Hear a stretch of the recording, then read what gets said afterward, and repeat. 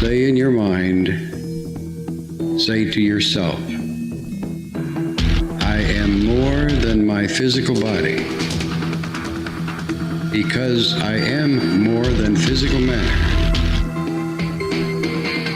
I can perceive that which is greater than the physical world.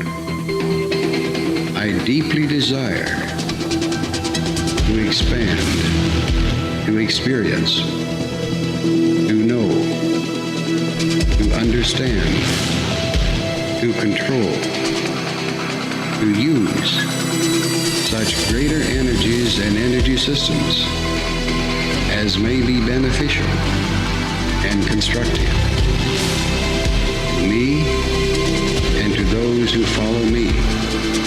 I deeply desire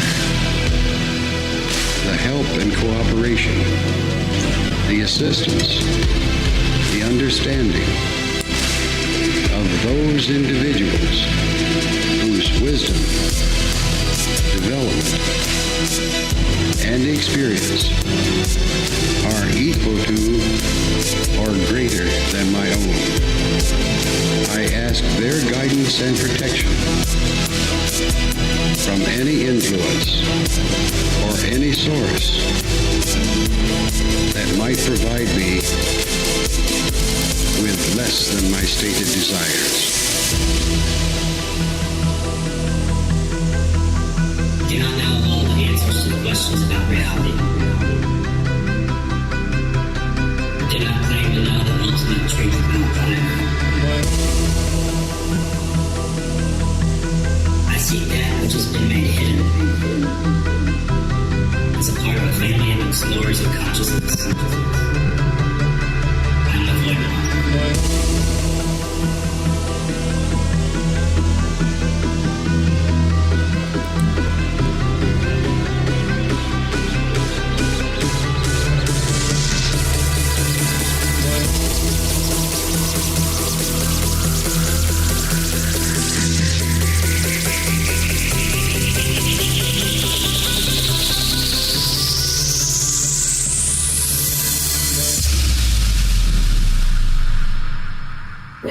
Welcome to Lighting the Void. All broadcasting from a shack on a hill in the Mossy Creek bottoms of Cane Creek, Arkansas. This is Lighting the Void live here on the Fringe FM, also live on YouTube, and recently new on Twitch and Rumble. Gotta have some backups, right? And thank you guys for tuning in tonight. It is Thursday, the 28th, and we are here with Jason Lindgren from Crow 777 Radio and the Secrets of Saturn podcast as well. And we're gonna jump right into this discussion. But first, I just want to give everybody an awareness that this is live, so anything can happen. That includes sound, technical, callers. You never know if we open the phone lines up what people are going to say, do whatever. We kind of do things on the fly here, and that's how I like it. Also, the dive manual that I recently narrated with Anthony Tyler, if you watch that video, is out. If you're interested in leaving a really thorough review and you want a promo code, hit me up. Okay, I can get you a promo code to that book, and the audio book is out, and I'm working on the hunt manual now, narrating it. And so you guys can go down that road. I'll leave the links. The links are already in the video, but you can get the links here too. I'll also leave the links here as well. Last announcement. If you want a shirt or anything from the gift shop, if you want to support the Fringe FM, please do so. It's the end of the month. We need your support. Thank you for those that have done and will do that. Thank you so much. And YouTube turned back on our monetization. I guess thank you, because we have a lot of videos that talk about a lot of controversial stuff. So if you want to support that way, you can. I think there's a button down there where you can do that as well. I can't do the membership thing because it's not kid friendly, but you can still support in the chat and stuff like that if you want to do that. So Jason's here with us, and I've got him on the audio feed. And like I said, Jason, you guys know him very well if you listen to the Crow 777 podcast or Secrets of Saturn. And he's here with us tonight. And we're going to talk a little moon stuff and talk about some of his experience. It's been a long time since he's been on the broadcast. So thanks for coming on, Jason. It's good to have you, brother. Hey, man, great to be here. Yeah, it's been a couple of years. How have you been, man? Very busy, but very, very good. How about you, my friend? Same thing. Back in the shack, a little busy, but I'm trying to get back in the swing of things. And I kind of told you before the broadcast the reason why we went down this road is, because about the listener that reached out to us and the books that we've been reading. And I find comfort in talking to people that have an open mind, but also aren't completely full of shit at all. And that's definitely you. You've had your own experiences. You're very reasonable about stuff. You've got your own podcast, which is a cool podcast too.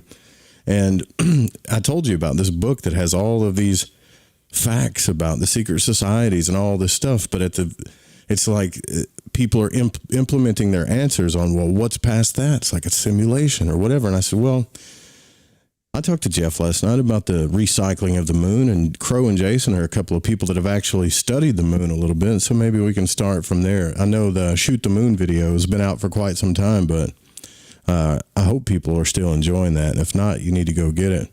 That was some kind of eye-opening stuff for me. And what are your thoughts on it? You think things are still the same up there with that old moon, that old mystery up there? The moon is a very interesting thing. Crow did so much work on the moon. It's just hard to say what's really going on with that thing. There's so many different stories and points of view, and people who have done astrophotography. Some think the moon isn't even like a real thing. It's not really a rock. It's a facade of some sort. Even Crow early on, when he first shot the lunar wave thing, and he's changed his point of view over time on that, like the way he describes it. He doesn't think he thinks it's a light in the sky. He doesn't think you can put a boot on it. There's no robots up there beeping around and stuff like that. I don't know what to think. And like you said, I do try to be very reasonable, and I pride myself on being very objective. So if I can't literally prove anything, I don't speak authoritatively if I can't go somewhere or prove something that I'm satisfied with. So I'm very interested in knowing more about what the moon is, but as of right now, I've looked into the moon landing fraud stuff so much. I've actually struck up an acquaintance with even Bart Sobrell, who's done some of the best moon fraud work. I don't know what to say about it. It's a very interesting thing, and I definitely will keep looking into it more. Well, he definitely photographed some weird stuff up there for sure. I watched the video, and it's pretty crazy.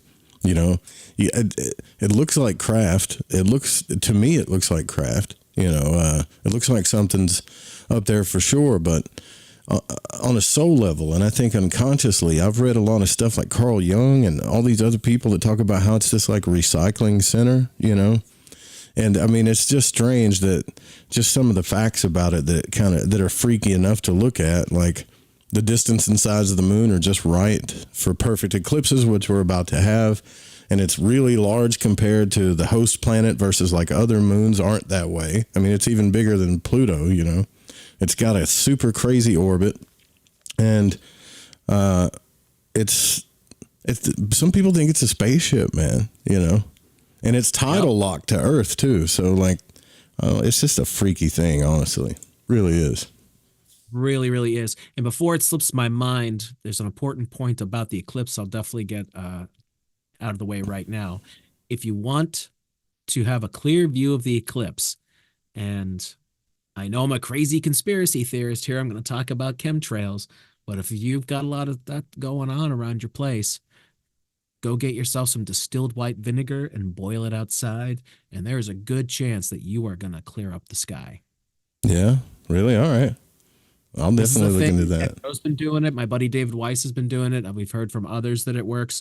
I'm not saying it's absolutely going to work because I've actually not tried it yet myself. I'm going to, though, at some point when I see them really hitting the crisscrosses in the sky. I'm going to go and be like, all right, I'm going to try and fight back.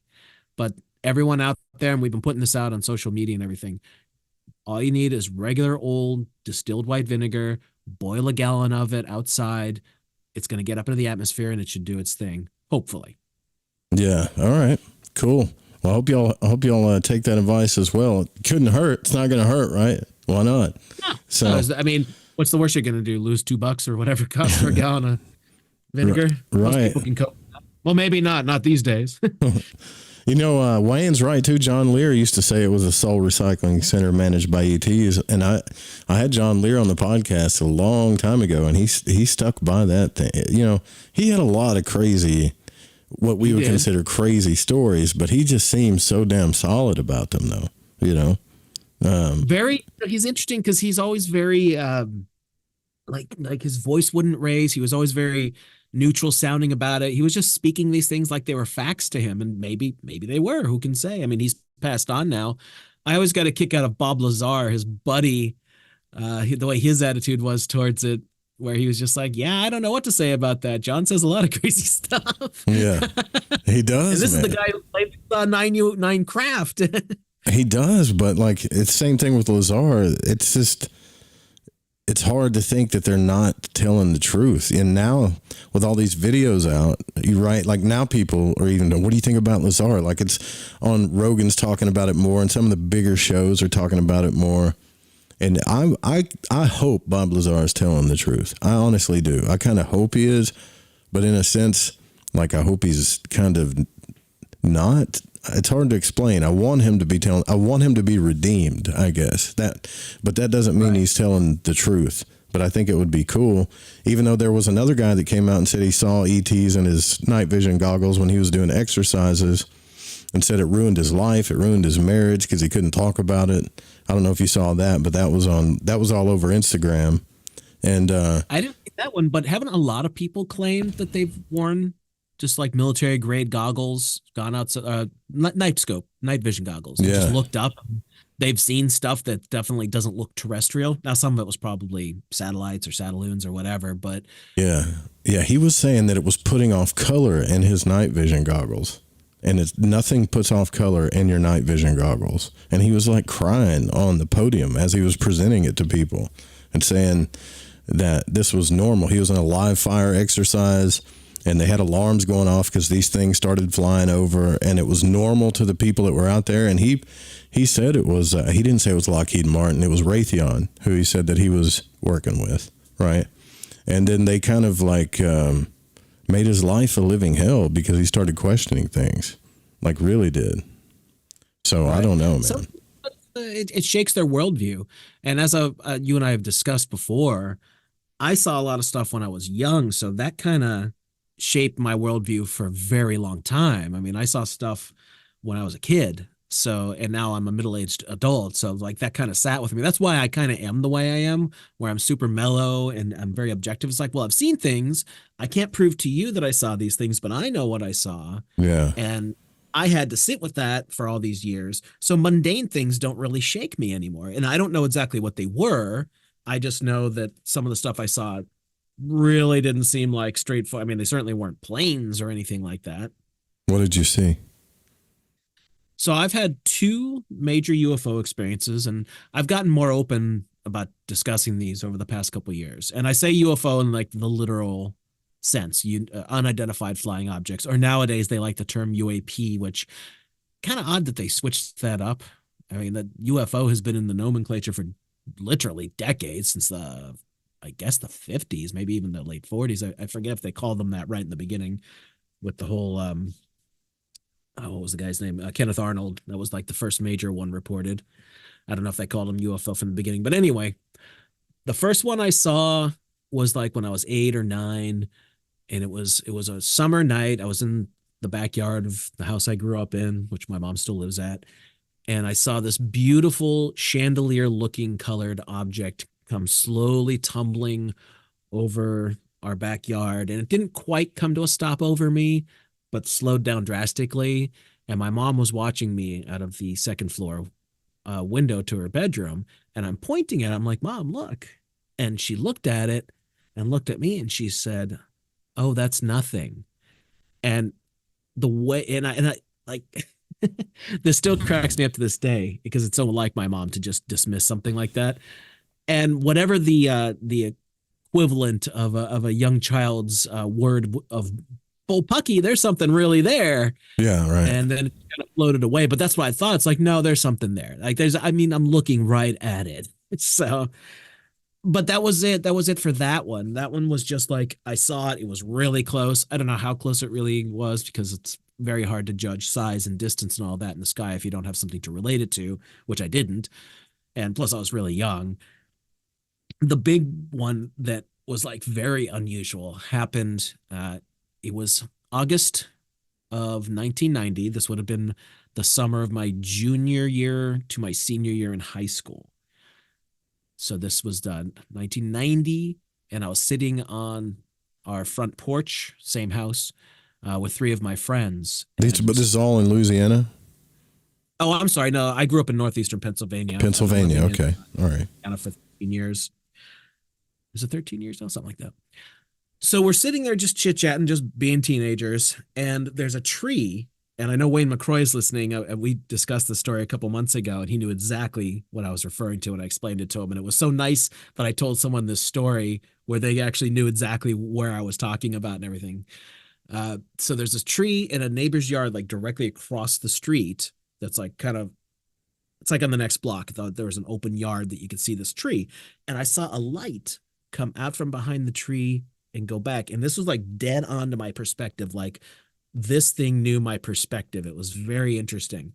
And it did that a couple of times. It went out and went back. And I was like, well, that's the damnedest thing. And I get off the porch, start walking into the street. And I get in my head to look up and I see another light like that one going around the block slowly. And I was like, whoa, man, what is going on here? So I say to the other three people I'm with, my other friends, I'm like, hey, let's go over to what they call the dike. There's a water filtration system in the woods 2 blocks over from my mother's house. And it's all wooded, but built up. There's in Louisiana, they call them levees. In the North, we call them dikes. It's just like really built up so that water can't get out. And it's also for flood. There was a bad flood there, so it has to do with all that. But anyway, you can get up on these dikes and you're up kind of above everything. And that's where I wanted to go to see if I could see anything closer. So if we do that, the 4 of us go over there, and 7 objects enclosed the area. Damn. And one of them kept coming up closer to us and then going back, and then coming up and going back. And I thought this thing, I was like, is that damn thing going to land? Like, that would be incredible. And they had a tri-pattern. They looked like, hard to tell at night, of course, but it was like elliptical-ish, like egg-ish, not 100% certain. And they had a tri-pattern on them, 3 lights of blue and red.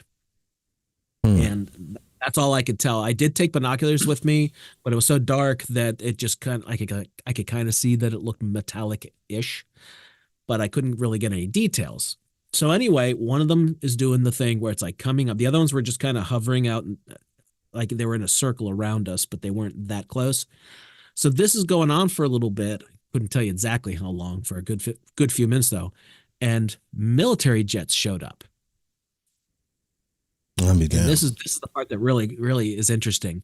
So jets, like I could see that they were jets. And 2 other planes that I always just called spotter planes. I don't know what they actually are, but they have big lights on the front. And they were doing this weird thing where they're crisscrossing in the sky, trying to shine their light on one of the craft. And I don't know what the purpose of that was for, but that's what we saw. And I guess the jets got too close because after a little while, they all moved off. Now, nothing made any sound whatsoever. So everything was dead silent as far as the craft were concerned. Now, Man, once that all happened, here's the punchline. We went back the next night around the same time, and the craft were already there, and so was the military. And it all lasted just a few minutes that second time. man, I wish I could see I want to see something like that so bad, man. The most I've ever seen with like UFO kind of stuff has been just weird lights that seem, satellite distance-ish, Like I told you, I went out to Arizona. I did. I went out to Arizona. I went to upstate New York. Both of these places were known for like heavy UFO activity. but I was distracted by lots of things. I really wasn't looking for them, but I've got to have one of these UFO experiences before I die. Like, I've got to have one of these things. But this always happens so damn randomly, man. And there's like no way that you could, everybody always talks about, well, do the CE5 stuff, do all that. I did that. I did that live on the air once. I've done that. It doesn't do anything for me. Nothing. Weird, right? Well, have you tried that stuff? Well, okay. So here's what I think about, and maybe you can give me your opinion on this, or tell me I'm too full of myself. It seemed like these things had to have known my literal position, like my line of sight, right? So that means they wanted to contact us directly. Yeah, and like I wonder why. They wanted to be seen for sure. They wanted to be seen. They wanted to make sure that we saw them. Now here's something that I thought was very interesting. Over the years, now remember, this is going all the way back to 1990. So I did discuss this a few times with the other three people that were there. What's really odd about it is that while my memory to this day, 30 plus years later, I still remember pretty damn clear. And they all seem to have very faded memories. Like the one said to me that I thought we just saw a couple of lights. Another one couldn't remember the second night. Like I kept thinking, this was like a big freaking deal, man. Like, how do you just forget something like that? Like, to me, this sat with me all these years. And do you think it might be because, especially with your mother, do you think it might be because you as a child, you were able to see something more than they could see? Possibly. That's a really good point, because they always say, like, especially like babies and dogs and cats can see spiritual things. And that's something else I want to kind of merge this into. You never know. Now, I wasn't that young. Like I said, I was probably like 8 or 9, 10 at the absolute most, but I think I was 8 or 9. So, yeah, I mean, I don't know what to make of any of these things. So I'm very open-minded about all of it.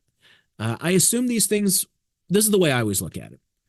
Obviously, I saw these things, unless I'm absolutely crazy insane, that I saw these things. I don't think so. I think you saw what you saw, man. Right. I have 3 other people who could back up the second one. I doubt my mom remembers the first one, but anyway. So I saw these things and they affected my life, like my mindset. I've gone all these decades now where to me, this was a fact. Now, it doesn't prove that they're aliens. It doesn't prove anything other than I saw something very unusual that was not conventional aircraft of any kind. So even when we jump forward all these years to crows shooting all these things in front of the moon, and they're just absolutely incredible. They clearly are not just jets. They're doing like the typical UFO thing where they're doing super fast movements and turning in ways that if it was a normal craft, like the people would be smushed against a wall, even if it was, it doesn't matter what shape the thing is. If you make a sharp turn like that and you're going fast enough, the inertia will not be good for you. So you said they were triangle craft though, right? Like they looked, well, the lights on them were in a triangular pattern. It looked, as far as I could tell against the black of night, it looked oblong, not oblong, elliptical. So, I mean, I really wish I could give more details about them. And nowadays, I mean, we all would have had 4K cameras in our pockets. Right, Just filmed the thing. But, this is 1990. That kind of stuff didn't happen. And I didn't own a camera at the time either. So, well, but see, here's the thing, though. You do dabble at the very least in video editing and things like that. So when you see people put videos up on like Facebook and stuff, and it's a UFO, like, how much of that stuff do you think is real? Like I think a very small percentage of it is actually real. Like obviously what Crow shot, the stuff that's in the footage is real, but some of the stuff I see getting posted, I'm always kind of like looking, I get bored sometimes and I look for little pixelations and things where it could be fake, Yeah, it's really hard to say because the tech is so freaking good, and most people can't tell the difference anyway, unless it's really bad and botched. Yeah. But people make a lot of assumptions. Here's something that's going to probably piss a lot of people off. People make a lot of assumptions about video footage and things like that, and they don't realize that cameras don't see the same way that your eyes do.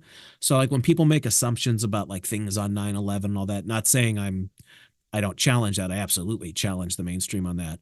But like they're making assumptions about things like that. It's like you don't understand that if it's video, well, when you're talking 20 odd years ago, it's probably not 1080p even. It's probably like 480p at most and 30 frames a second. So things aren't going to look the same. Like if you see things looking a little wonky and weird and disappearing, you got to understand the way these things shoot, especially if it's analog. If it's analog, you're automatically going to have a little bit of smearing and blur because it's literally something being imprinted on a physical thing.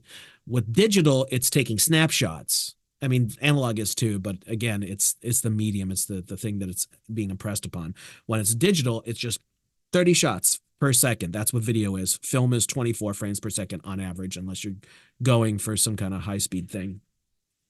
But you can't make absolute assumptions when you're looking at footage of anything, just because you have to understand that no matter what you're looking at, there's still the limitations of the technology, even if you're doing it with a phenomenal Hollywood camera like a high-end Arri Alexa or something. It's still only X amount of frames per second. And the reason I know this is a big deal is because my friend Randy from Houston loves shooting the sky, and he's caught numerous craft flying stupid fast near aircraft. He's a big into airplanes actually, and goes to a lot of air shows and that. And he's shown me stuff where like he's shooting high speed, 60 frames a second. So that's 60 snapshots. And sometimes he'll catch things, but it's only in 1 or 2 of those frames. So out of 60 snapshots in 1 second, there's a craft that darted by in his field of view of the camera, but it only 2 of the frames captured it. So you got to figure how damn fast is that thing going that in 1 second only 2 frames were caught and it was already out of the camera's view. That's got to be pretty freaking fast. Well, people should know about FPS by now too, if they're especially if they're playing video games, because everybody wants the highest, FPS when they play games, so you can see all that stuff, right? So you can see everything. Right, so that is a perfect example. If your frame rates are laggy, like let's say you're trying to play a really high-end game on a really shitty older computer with a crap video card, that is exactly what I'm talking about. If it's only doing like 16 frames a second because that's all it can cough up, well, it's going to look really laggy, isn't it? And it's going to be hard to play. That's kind of what I'm getting at. That's not an accurate replication of what the human eye sees. So all I'm getting at in a very roundabout way is just be careful making snap decisions about images, because you just don't know exactly, even if it's real, how accurately that is being represented, like the reality of it is being represented on the analog or digital format. That's all. This is what I always recommend to everybody. Just be open-minded about things, man. You don't know what you don't know. So just be cool about it. Look at it to the best of your ability and just be like, well, maybe. Yeah, sure. Because if there were, so what gets me is people like Musk, and we could speculate about if Elon Musk is a good guy, bad guy, whatever, but he has this clip where he was talking about, look, I've launched all kinds of rockets. We're not catching any UFOs, we're not catching any spaceships, but then he'll say other things on other podcasts where he kind of hints that stuff is going on, and it makes me wonder, man, like if we really are any closer to disclosure. And I don't talk a lot about UFOs, but I'm starting to feel like something's about to happen. I think. I don't know what it is, but it's going to be bigger than the courtroom thing. That's what I'm feeling is coming, just intuitively. Maybe like another Phoenix Lights or something, Yeah. Well, the whole court thing, you're talking about like with Congress and everything, because that just turned out to be a bunk. Yeah, because and they're the just guy, talking about security. Well, this is definitely a security problem. You know, and the guy gets up there and he's telling everybody, well, me and my wife saw this, and they just keep bringing that word up. Yeah, this is definitely a national security problem. And it's to push, to me, it's like, yeah, you have a space agenda of some kind, for sure, I can tell, you know.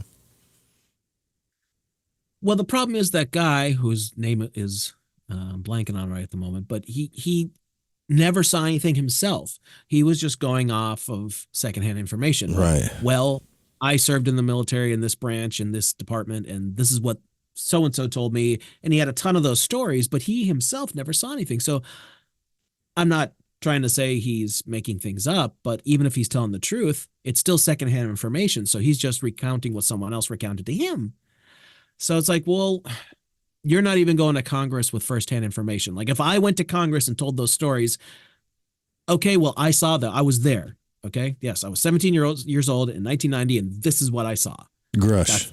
That's right. Yeah. Yeah. James Grush. Just James. Yeah. Or David, I thought, maybe. I forget. Yeah, David Grush. Yeah, I get what you're saying, man. Like, I don't think so. Just like your experience, one of the guys that I follow that isn't talked about heavily, but has some fantastic footage is even great footage of Area 51. Tim Doyle. I don't even know if they're out filming anymore still, but the stuff that he caught was mainly military stuff. But he did catch like these wavy looking things that were flying around and went into a mountain, and they didn't look physical to me, bro. They looked metaphysical, as if they were going in and out of dimensions and stuff. It was really weird. I don't know what they were. There was just some weird figures that went into some mountains.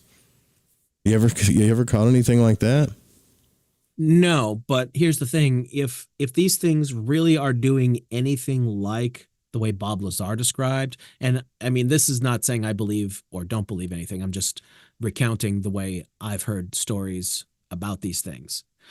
They would have to be working with physics that the average person doesn't understand. So if they're doing things where they're silent and inertialess, then they must be doing something almost like they're warping the air around them, the space around them, so that they're kind of in their own little space. I don't know what other word to use, so Right. that they're not affected by stuff around them.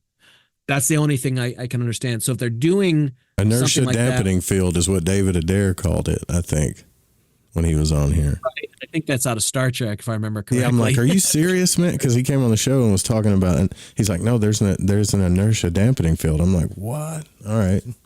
Yeah. Well, I mean, if you want to go off of just regular physics, if I remember the way Bob Lazar described it, there were three gravity generators is what he called them. The engines that each of those craft had three gravity generators, and they would, depending upon how much you were cranking them up, it would twist space-time around the craft. So the craft wasn't being propelled like we do with rocket engines or whatever.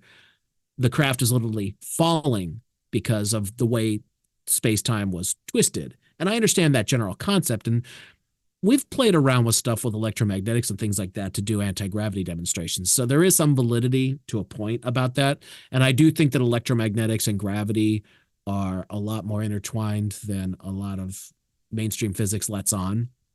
I definitely lean more towards that electromagnetics is the strongest force in the universe, but I can't really prove that. That's just something that I think, looking at all this theoretical stuff that I've looked at over the years, that makes more sense to me, but who knows?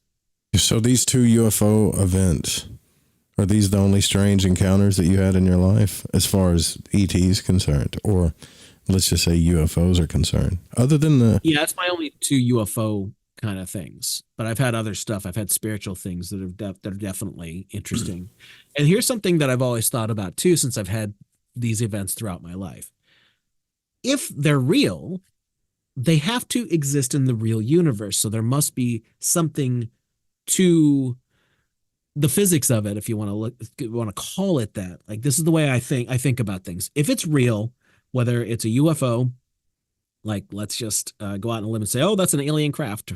Okay, fine. then it has to function in some way that interact. It's not magic. It's not Harry Potter crap where you're waving a wand and stuff's happening. Right. Somehow it's doing something to do what it does.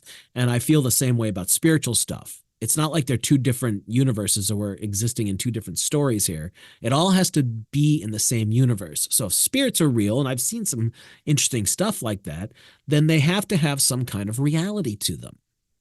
Something that's that works in the laws of physics. Bro, I can tell you for sure, and I've said it so many times, and I don't give a damn who don't believe me. You don't have to believe me because I know it to be a fact, right?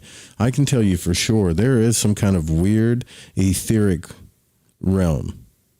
It's some weird realm where waking consciousness and the dream world meet, right? And I've done my own experimentation with it. It exists. I don't know. Like people say, what do you think it's a simulation? Or do you think it, Thomas Campbell, who is a physicist, says it's a simulation, but I don't go for simulation.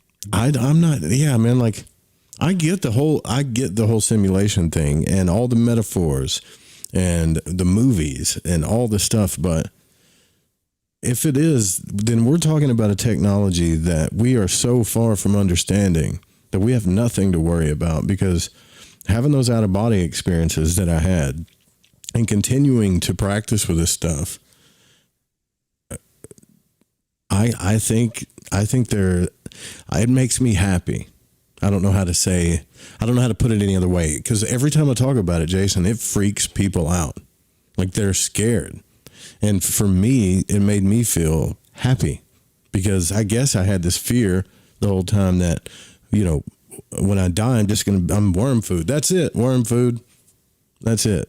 I'm not saying that's not going to happen, but this gave me more hope. Body. I don't think your consciousness, whatever we truly are on a more, whatever word you want to use, etheric level, a higher level, I think there's more to us. And I've experienced out of body. I experienced it twice. Oh, really? One time. Yeah. All right. I try, and there's really not much to the stories, but I'm very happy to share them. I tried to just willingly do it. And I remember it took me about 2.5 hours or so. I was laying down. I used to meditate in the upstairs bathroom at my mom's house because it has a very soft carpet. Right. And it was very quiet in there. And I just turned the lights out and I would put the heater on, get it really like pleasantly warm so that I could relax. And after, like I said, 2.5 hours or so, I'm not sure exactly, I raised, like my consciousness raised up so that I saw the room as it was, right? Yeah. I could see the room, but I was still laying there with my eyes closed. And I got so excited that I achieved it that I snapped my body out of the meditation. And my heart was going boom, boom, boom, boom, boom, boom, boom, because like it must have been a shot of adrenaline. Yeah, your body don't know what to do about it, right? Yeah. Right, because I can still do this to this day. I'm good at meditating where I can get my heart rate really low and just get everything to calm and just be as still as you can while you're still being alive, obviously. So I must have gotten myself down to a very calm state. But the emotions are linked to your body. So when you get a thing, it's like a shot, and I must have been, oh my God, I did it. And boom, I went right back, didn't you? My heart goes off. It's crazy. Yeah, dude, like what you just said, it nails it, because people are like, oh, I think I had an out of body experience, or I think that, I'm like, if you're telling me that it's kind of like when you say, I think I was on acid. No, listen, if you had an out of body experience, you know it. I'm not talking about astral traveling or even lucid dreaming. Like if you had like this etheric OBE where you could see the physical realm and almost even, depending on who you are, interact with it, maybe not, you'll know. You'll just know, man. And what you're describing to me sounds like it. You have to be able to relax like a cat. You can't, at least for me, you can't be at all fidgety or nervous or anything. It doesn't work. Well, that was the one I tried to do willingly. A couple of months later, I was at a friend's dorm. This is when I would have been, I don't know, 18, 19, something like that, like when I was in college. And I was really, really tired, and I was sitting on the couch in the common room, And like I remember it was like early in the morning and I was up and I hadn't slept well. And I started dozing off and the same thing happened, but I wasn't consciously trying to achieve it. And I started rising out of my body and I saw the room around me. And I was like, and I snapped awake, like, oh my God, it happened again. And I was like, boom, right back in my body. But so twice I had this experience where it was like, well, there's something to this. I can't, with my eyes closed, clearly I can't see the room. So like it proved to me that there's something to that notion. So that means that our consciousness must exist in a way that's more than just the physical. And I know mainstream science says no, that's because they don't understand consciousness. And I think this is a huge roadblock for science.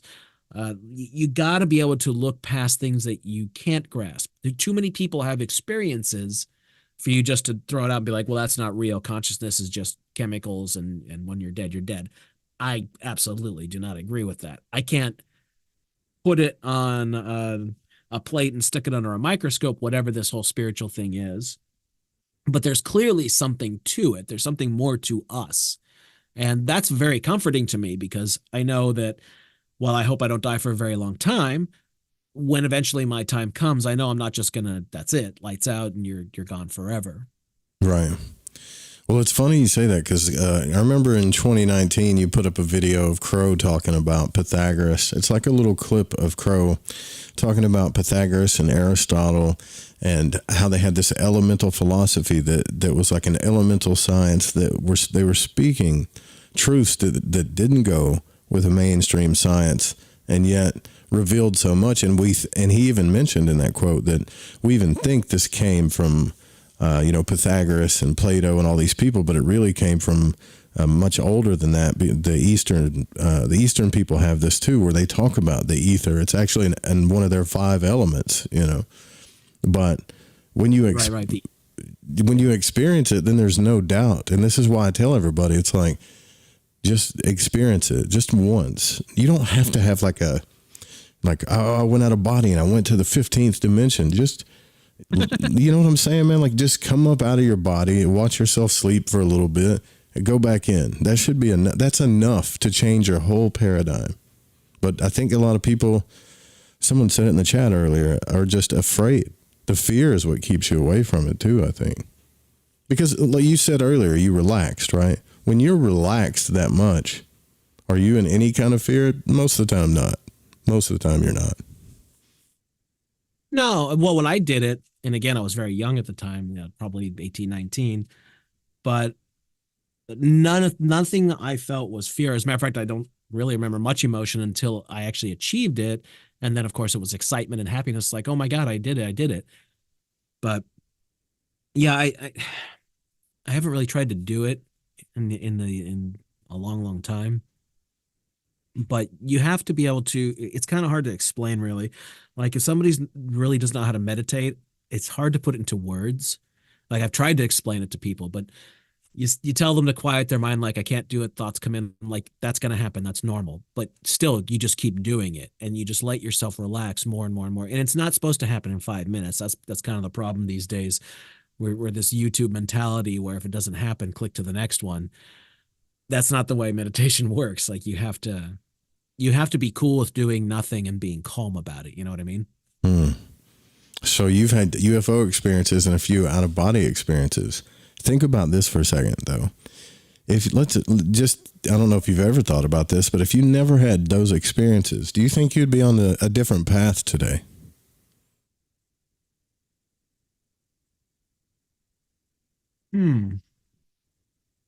Because you are who you are because of your experiences. I know that's a tough question, but I guess what I'm asking is, do you think those things caused you to open the mind more? Probably. Well, definitely made me look at things more open-minded. But going back to as early as I can remember, I was always into things like science fiction and just always liked things that were not mundane. Like I never liked really boring shit like sports and just being normal and going along with like I've always thought about things. Like I remember even being very, very young and asking a lot of questions. I remember being at Kmart with my mom when I was like 3 or something, and she was talking to a couple other people and she said, yeah, he asks a lot of questions. It's like that's Yeah, That sounds like you were the why kid. Why? Well, why? Those are the and best. I've always loved astronomy. I've always liked science, all that kind of stuff. So I think,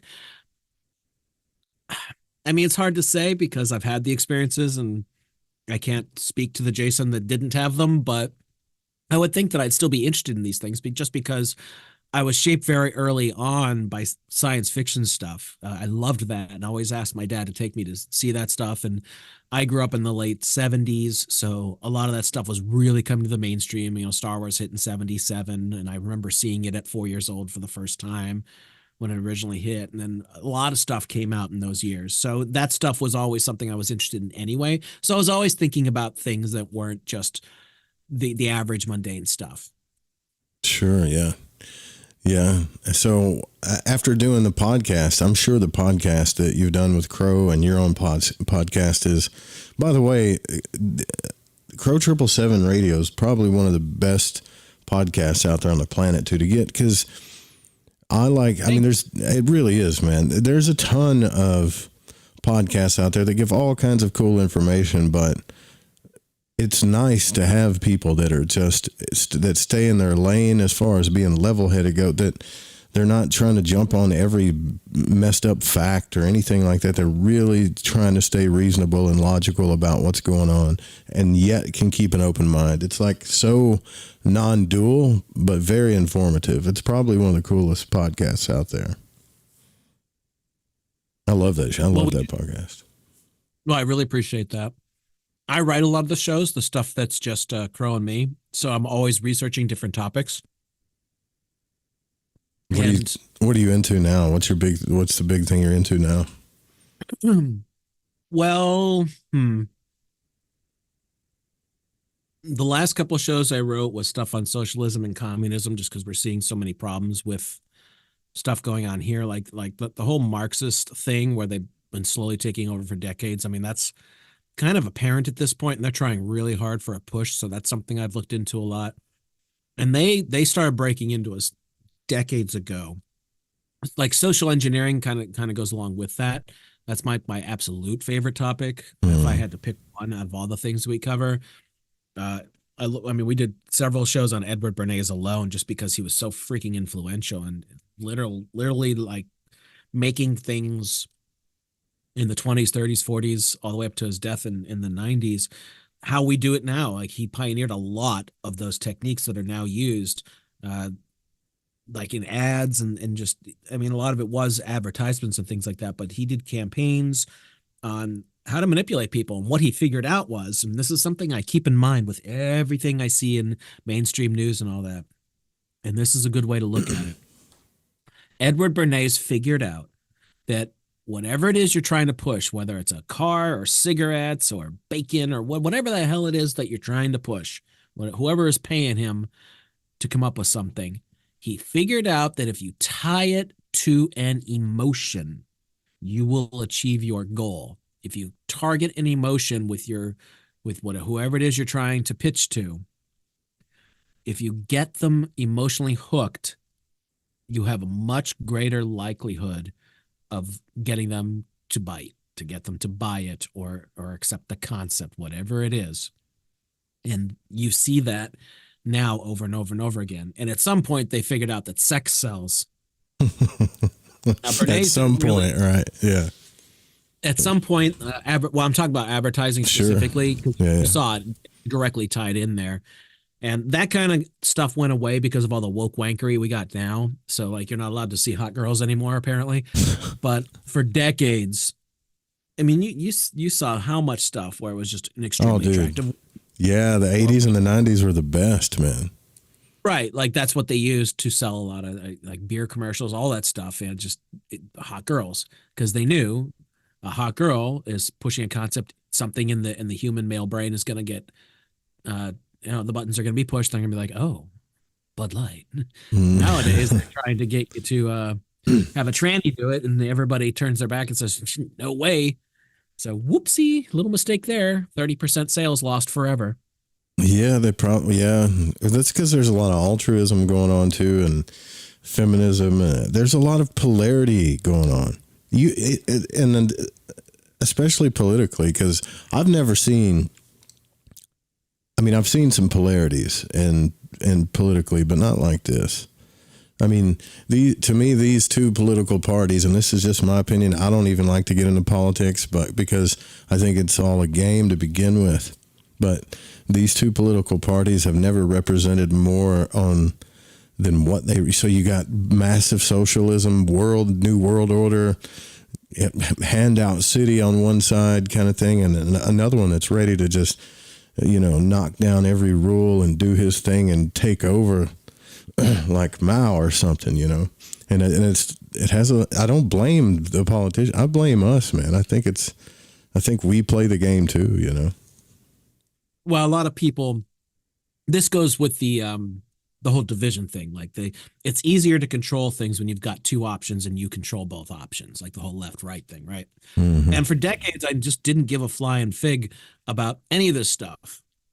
Lately, though, and Crow actually gets annoyed with me with this, but it's gotten so bad that it's with the whole politics thing that it's directly affecting things now. It's no longer like, for instance, and I say this all the time, like if you jump back to the 50s or even the 60s, the differences between, now we're talking about the United States here. So the differences between like a Democrat and Republican probably wasn't that much. Maybe a slight difference in policies and approaches, but for the most part, who cares, right? Yeah. That's not the case anymore. No. This is the only reason I bring this stuff up so much now, is you've got a small sect on the right who want to keep things as they were. Then you have another huge chunk on the right that are basically sellouts to the rest of it all, to the big machine. And then you have people who are like traditionally left-leaning where they're progressive. And then you have like the super nut jobs that are all on the left. But that super nut jobbiness is what's being allowed to do so much now, which is the part that I think is causing the issues. And they're being allowed to do it. That's who they infiltrated first. When you look back even 100 years ago, the places that the socialist Marxists, and this is all part of the whole one world government plan, like this is when you start getting into the heavy stuff. Like this was a slow game they were playing, and it started before that. I mean, people like H.G. Wells were writing about the New World Order and stuff like that in the very late 1800s, early 1900s, worldwide scientific socialism, like all that stuff. They infiltrated the left side of politics first because they were more about progressivism, and so that was an easier target for them. Over the decades, as they were infiltrating it, they were getting into the schools, and little by little, they were whittling away at what made the United States by changing things on the ground level, so that like the children and then the children's children and then these generations throughout the 20th century are getting manipulated. By the time you get to the 60s, now they've got a huge plan in place where they're going to do a massive divide and conquer. They're going to break the families apart. It wasn't so easy before that. When you had the earlier generations, there wasn't a massive difference between the parents and the children, but they had a plan of plans. And what's funny is I did a series of shows with Wayne called The Elite Are Freaking Stupid. And one of the big mistakes they made, and this didn't even occur to me at first. I like to listen to old Bill Cooper shows. Yeah, me too. And there was one that actually it was, I hadn't heard this one, and Fortune de Saint Germain said, this is my favorite episode of Bill Cooper because he really likes him too. And he sent me the link and said, this is my favorite Bill Cooper episode. I was like, oh, I actually haven't listened to this one. Okay. And it was about population. And Bill was laughing and said that the elite were so stupid that they didn't realize that after World War II, that all of these GIs, all these people who thought they were doing the right thing and just going and fighting the bad guy, coming back to America, that they wanted nothing to do with anything else except to have a nice, normal life. This is where the baby boomers came from, because those people came back, got wives, and had a lot of babies. Because all they wanted was a normal life and just forget about the war. Well, the dipshit elite are so emotionally segregated from the rest of the world, never occurred to them that this was going to happen. So you get all the way up into the 60s where those children are now growing up, and there's this massive population that they didn't know was going to be there, and they don't know how to deal with it. So what do we have? We have the mass manipulation of the entirety of the youth, where they're going to blast them out with drugs. They're going to hit them over the head with the music and the whole thing where they I don't know how much of this you know about. Are you aware of like the Laurel Canyon scene and all that, where they invented this whole thing with rock music, and it's gonna be a huge divide between the families, the parents, and the kids. The kids are gonna long hair and all that stuff. Man, I've been trying. Honestly, I don't talk about it a lot, but I've been studying this mind control thing for quite some time, and I personally believe that this all goes back to the war. You know, once they started, and it wasn't like I mean World War II. It wasn't probably before then, but this is where I've traced it all the way back to. It wasn't that we didn't mind control people before. It's just we noticed that the Germans were doing experiments, and we wanted to do it too. And then it got darker and darker from there. And then it well, you know where all those scientists, all those files went, don't you? Well, I mean. The one you're talking about, well, they're not in the FOIA, not the ones we want to see, and if they are, they're blacked out. You know. No, but a lot of the horrible things that the Nazis were doing, some went to the Soviet Union. Most of them came here. Yeah, I mean, we've stolen pretty much that's what I'm saying. Like, we've stolen pretty much everybody's mind control techniques. Whatever technology anybody else had, especially the mind control stuff. And you can research this and find this out for yourself. We learned it from them. We took it from them. And then we blatantly experimented on our own citizens without them knowing, not what we were really doing. And the files are out now. So to think that, oh, no, they won't mess with your family or mess with the kids, or you're an idiot if you think that. Of course they will. Yeah, you're an idiot.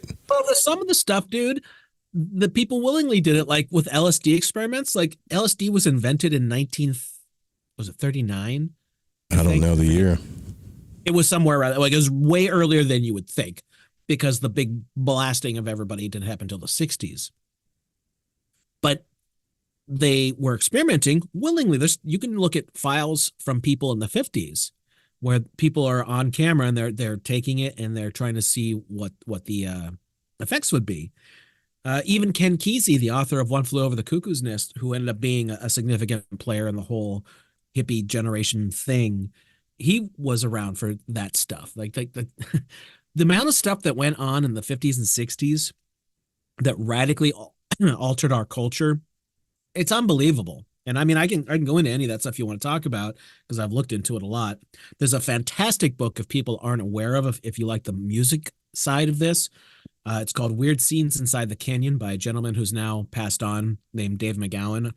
And I use it for reference all the time. I have the book. I bought the original book years ago when he was still alive, and I read it. And then I got a PDF of it so that I can use it as reference for a lot of the stuff that we talk about, because he did so much in-depth research. And you find out that a lot of these rock stars all have intelligence ties, whether it's them or their parents. And it's like, it can't be all of them. And it's like so many of them that it's just, it can't be a coincidence. Man, I'm loving this, man. I got to take a short radio station break for the fringe here, but like, I would love to get into this actually. You know, because we don't talk about it a lot on the show, but to talk about it with you would be perfect. And I think it ties in, and hopefully we can get into that towards the end of our conversation, how it does tie into our consciousness and why maybe some of us can't have some of these greater conscious experiments that we're trying to do here for sure. And yeah, it's like 4 minutes tops. So if you guys got to run to the restroom, grab a drink, please do so. We're here with Jason Lindgren from Crow 777 Radio, also Secrets of Saturn. Do you have a website for that, or is it just a podcast feed, the Secrets of Saturn podcast? It's a channel on YouTube, but I've been using Rockfin for a while now since the censorship got so bad. I stopped putting all the live streams and things like that on there. So they're on Rockfin, where I know I can say whatever I want. And to Rockfin's credit, I assure you that I do say whatever I want. Yeah, I've been trying to get back on there too, because I tried it out for a little bit. But yeah, Rockfin's cool. So y'all check out that podcast too. It's pretty cool. And we'll be right back with Jason Ling. We'll also open up the phone lines too if you want to call in. Just wait till I'll tell you the lines are open, and then we'll take your phone calls. We'll be right back.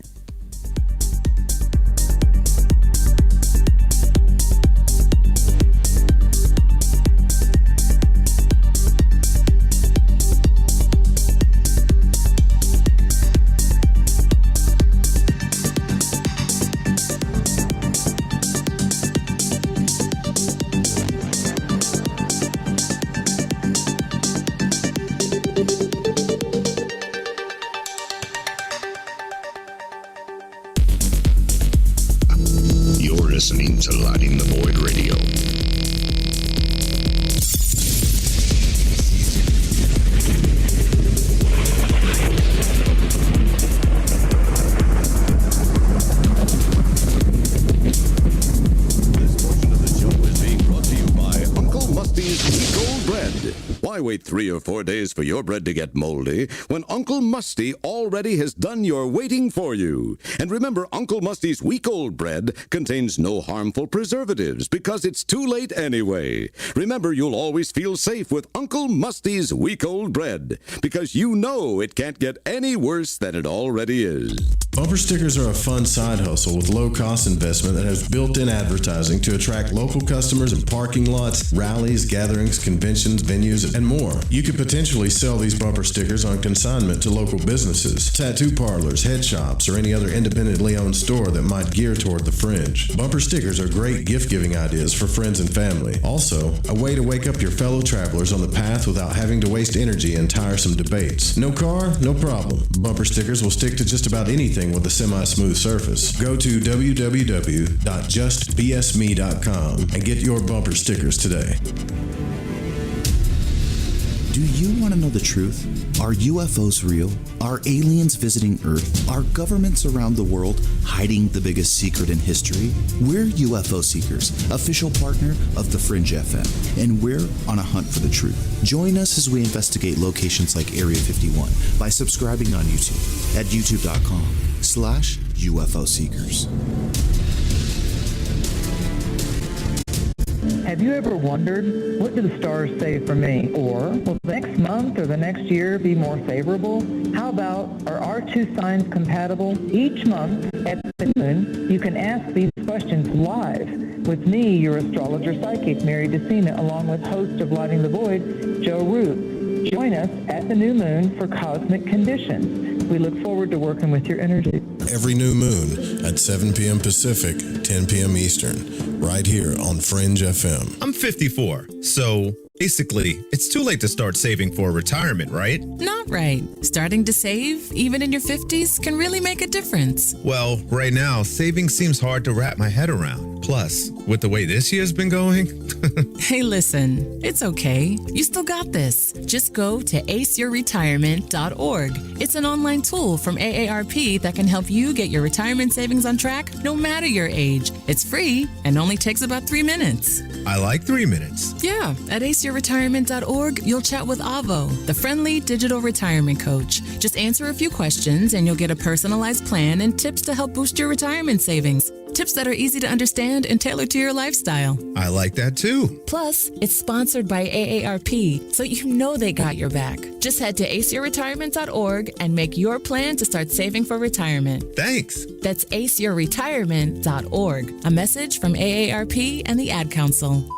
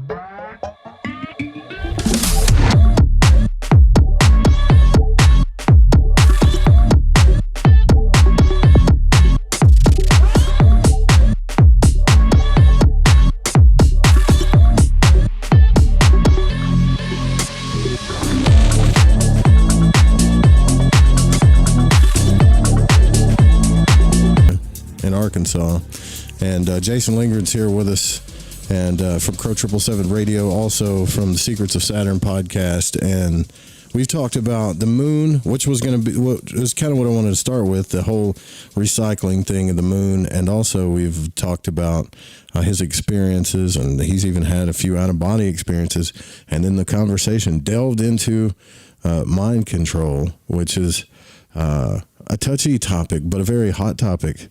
And I think getting to the facts of mind control is one of the most important things. And, you know, I find it fascinating that when we look into this stuff that people still refuse to, like the fact that you trust in the government to begin with after, I don't know, not too long ago, they were experimenting on you just because they wanted to.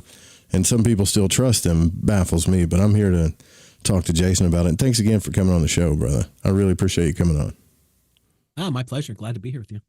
So where do you think this all started? I think this all started from the wars, the first world wars, when we started getting stuff from other, I'm not saying mind control period, but when it really started to dense in heavy. I think it started from the first wars when we started taking everyone else's intelligences and stuff. Do you think it goes back further than that?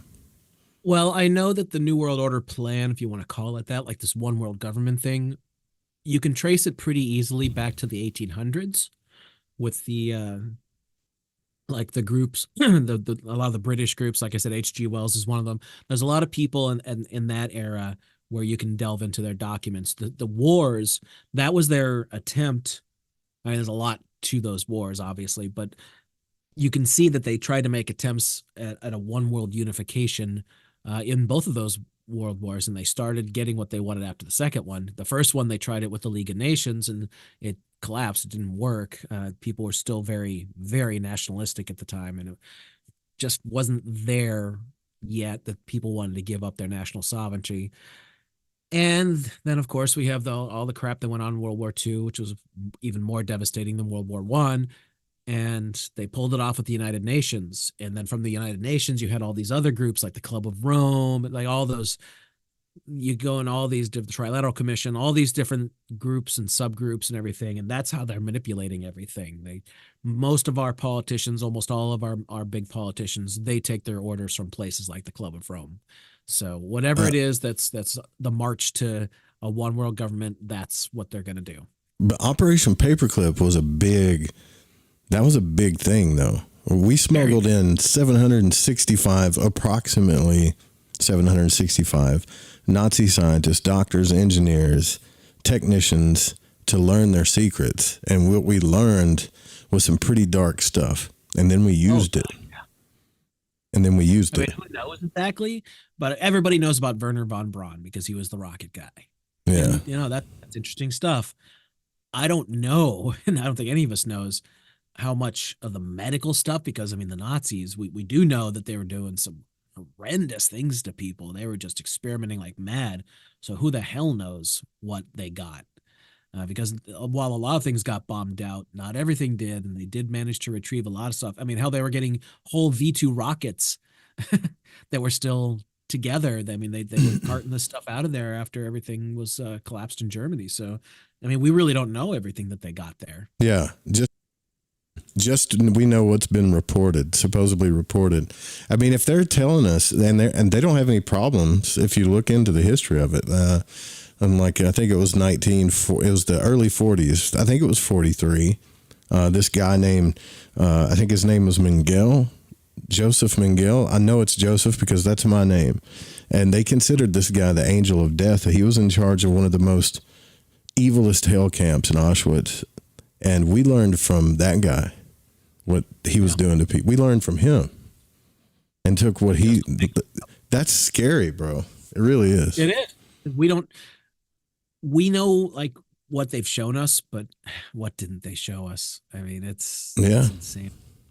The Nazis apparently had just no qualms about doing whatever they wanted to whomever they wanted when they could. And it's just horrible. I'm not a dark person, so I don't even like to go there. Yeah, I know. Facts. I mean, this is what was going on.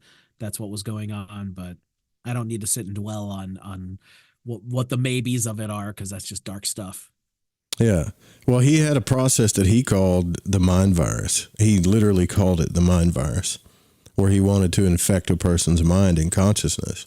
And what I'm telling you is I believe our intelligence agency learned a lot of stuff from him. And this was before the Montauk and all this stuff. This is, I believe, is what initiated some of it. We weren't exactly going to do some of the stuff that he did, but we learned some fundamental things from him, And I think some of the stuff also blocks us from being able to have conscious experiences that I think we should be having by now. I don't think anybody should be afraid of the out-of-body experience at this point. I really don't, but we are. We're scared of it, Well, a lot of people's spiritual, in touch with nature kind of stuff, I think that's been closed off to us. It's been shut down, and you're not taught like people would have been 500 years ago or whatever, that like people who are more in touch with the land. I'm not talking about like crazy like Catholic stuff where like if you thought outside the box, you were going to be in shackles and have your limbs busted open, all that kind of crazy evil crap. But a lot of people who were in touch with nature, I think they were more open to all this stuff, all as far as like spirituality and all that is concerned. And those kinds of people would grow up with the knowledge that this is a reality, that there is this side to life. There is a greater thing than the physical, that kind of thing. And that's one of the things I think that the Catholic Church did a pretty damn good job of stomping out of existence in a lot of Western culture. Yeah, for sure. It is kind of scary, right? But if there's any real, I guess, woo, well, let me ask you this. Do you believe in the spiritual power of an eclipse, or do you think that's more woo new age stuff? I don't know why there would be, but I'm always open-minded to things that I always accept that there's things I don't know. So, I mean, if there is, there is. I don't know of any, but it certainly has a, what's the word I'm looking for? Like it strikes at a primeval thing in us, because the very first thing that was the enemy of mankind was darkness. This goes back to all the ancient mystery stories and all that. Like this all comes from ancient man, and the oldest priests knew about this stuff. This is how I think a lot of the mystery schools got started, was once they started figuring out astronomy and all that, and they had the knowledge and other people didn't, they could say things like they can manipulate people. It's like, if you don't do what I say, I'll make the light go out, and that kind of thing. So I think that fear is there, and it's something that we as humanity, because these are things that would have affected all of humanity, it's been something that we've had to deal with since we were humans, whenever that actually happened. So going back to like when you study secret societies and stuff, they show you, like, if you don't even have to study secret societies, you can read Manly P. Hall's material, and it's important for, like, as a Freemason, that you believe in God, because I was a Freemason for a while. It's important that you believe in a creator, but the more you go into it, the more you realize that it's just a philosophy, right? Like they do kind of treat it as a simulative, not a simulation like the Matrix, but like a technology. And it's more about philosophy as you go on, and it's more humane oriented towards humanity than it really is trying to figure out what God is, you know? So you kind of dead end road there. I didn't get very far. My uncle is a 32nd degree Scottish Rite. He's still a pretty big church goer. And I got out of it because I got into more deeper Hermetic stuff, because frankly, Freemasonry bored me to death, bored me to tears. Become a master Mason. Yeah. You get to that. Yeah. But you didn't go further into the Scottish. No, I didn't go. No, because it just like, it wasn't. I think you start learning, as far as I understand it, because I have looked at a lot of this stuff. I don't think a porch Mason, which is what you would have been, like, I don't think most people at that level know diddly squat. No, you don't. You know the symbolism, you know a couple of handshakes, and you're going to get a square deal down at the used car lot. But I don't think you really start learning stuff until way later. Yeah, and you don't really learn anything anyway. Even when you go into like the Scottish Rite, if you're not reading Morals and Dogma, right? Like half these guys I talked to didn't know what the hell I was talking about. They didn't even know what the Kabbalistic tree of life was. They didn't know any of this stuff. They didn't know that their whole system was based on a Hermetic Kabbalistic tree that has been put there with several different caste systems. And then as you go on, you start learning about all these different God systems and caste systems and things like that. Because I do know the process. I mean, I've talked to my uncles extensively. I've also, been around the block with this stuff a time or two. But you start to question, well, do you guys even believe in God? And when you get to the end, it's like, well, we don't really know. We just want to do what's right for humanity. And that's about it. If anybody says once you get in there and people are cutting goats and sacrificing kids and doing all this other stuff, it's stupid. It's not true whatsoever. It's dumb, honestly. I'm just telling you. Right. No, I'm totally with you there. Joe, my daughter has an emergency. Can you give me a minute? Sure. Yeah. Yeah, we'll open up the phone lines too if you guys got any questions. And I'll be back as soon as I can. yeah, brother, you take care of your family. It's 501-777-5631. But so I'll go into this a little bit more. I'll try not to get too dark here because it kind of freaks people out. But there was this guy, and his name was Dr. Joseph Mengele. And that's all. Just look him up, because if I go into telling you what this dude was about, it gets pretty dark, and I don't want to ruin this whole channel that I've worked, to build. But you don't have to take my word for it. Just look his name up. They called him the Angel of Death. But at around the end of the 40s, the president directly assigned the CIA to handle all covert psychological operations. This was a direct order from our president. And of course, I mean, there's only one thing that freaks me out more than than intelligence agents is mad scientists, right? So there's I have this different level of people that freak me out that I think that are kind of running things. One are people that are so loyal to whatever society that they're in that they don't question anything, whether it's secret or open or not. And then secondly, the CIA. And to me, the biggest people to fear are the mad scientists, the big technological scientists. I think Wayne would probably agree with me on that. But anyways, so all these scientists kind of jumped at this thing. They wanted to learn this from these Nazi scientists. And they did perform experiments that I will not get into. Use your imagination on people. And they learned this from the Germans, okay? So the Nazis developed all this stuff in its early stages, but you have to kind of look at this. If you really look at the egregore of this, it really is like a mental virus that this guy Mengele was trying to create. They really wanted to know for a fact how to control a person's mind. Not only that, they wanted to know, I mean, I could go through the details of this, but they wanted to know not only how to control a person's mind, but how to also make them forget what they did afterwards. That's the even crazier part, right? I'm not saying that we're in this country of total enslavement and that's the plan, because the power structures that are involved with all this stuff that I think today are still involved with this stuff probably don't look at it as the ultimate plan.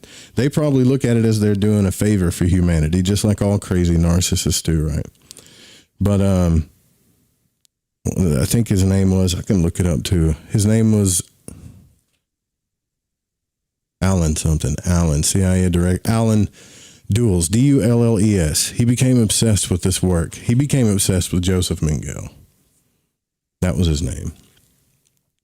And he demanded that the United States stay ahead in the race, no matter the cost. And this is where things get kind of ugly, because we always have to be ahead. So no matter what other countries are doing, whether it's mind control, whether it's space tech, whether it's whatever, we're the United States. It doesn't even matter if it's dark. We're the United States, and we have to be ahead. So he started 2 early programs in the CIA, and all of these are all declassified, by the way. You can read this stuff for yourself. And in 1952, the Navy started a covert operation called Operation Bluebird. You guys have heard, some of you have heard about all this stuff, though. And this was to program their own soldiers to withstand, well, I don't think it was to program their soldiers to withstand interrogation, but I think that's what they were telling people. We want to train our soldiers to withstand interrogation. But really, by experimenting with all this stuff, they learned a lot about mind control. And you can look up the official CIA reports, too. And here, let me just open this up just in case Jason needs to chat with me here. I hope everything's okay. Give me just a second. Yeah, I think everything's okay. So the official, and I had it pulled up earlier. I was actually reading this earlier. So the official CIA report states that the objective of Operation Bluebird, or Artichoke, were as follows. Can we create, by post-hypnotic control, an action contrary to an individual's moral principles? Can we alter a person's personality These are questions in the document. What would be the fastest way to induce SI and H conditions?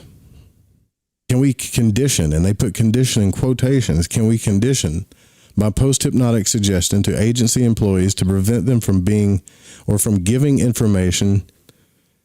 Damn it. Hold on. I'm going to have to put my specs on here again. Should have this memorized by now. Okay, so from giving information to any unauthorized source, can we, by hypnotic suggestion, use these techniques to force a subject to travel long distances, commit specified acts, and return to us or bring documents or materials? It's not that big of a deal. Can we, in a matter of an hour, one day, etc., induce this hypnotic state, condition, in an unwilling subject? And see, they even put unwilling, and an unwilling subject to such an extent that he will perform an act for our benefit. This is the United States government, not any other government. Can we seize a subject and in the space of an hour or two, by post-hypnotic control, have him crash an airplane, wreck a train, etc.? Can we guarantee, and this is outlined, I believe, can we guarantee total amnesia under any and all conditions? I'm only taking this from like a journalistic point of view here, okay? This is not, I'm not trying to, this is all, these documents are out there, so you can't come at me and take this stuff down. It's out there. You can go look for yourself. So, can we guarantee total amnesia under any all conditions? Can we devise a system for making unwilling subjects into willing agents, and then transfer control to agency agents in the field by use of codes or identifying signs? In other words, if you think about it, can we get people to do anything we want them to do against their will? That's basically what that's saying.